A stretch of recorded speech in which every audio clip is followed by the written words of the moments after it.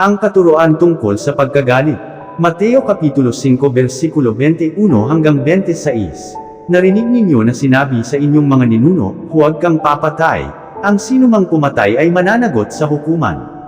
Ngunit sinasabi ko naman sa inyo, ang sinumang napupuot sa kanyang kapatid ay mananagot sa hukuman, ang humahamak sa kanyang kapatid ay mananagot sa kataas-taasang kapulungan ng mga Hudyo, at sinumang magsabi sa kanyang kapatid, ulol ka, ay manganganib na maparusahan sa apoy ng impyerno. Kaya't kung mag-aalay ka ng handog sa dambana para sa Diyos at naalala mong may sama ng loob sa iyo ang iyong kapatid, iwan mo muna ang iyong handog sa harap ng dambana at makipagkasundo ka sa kanya. Pagkatapos, magbalik ka at maghandog sa Diyos. Kung may ibig magsakdal sa iyo, makipag-ayos ka agad sa kanya bago makarating sa hukuman ang inyong kaso.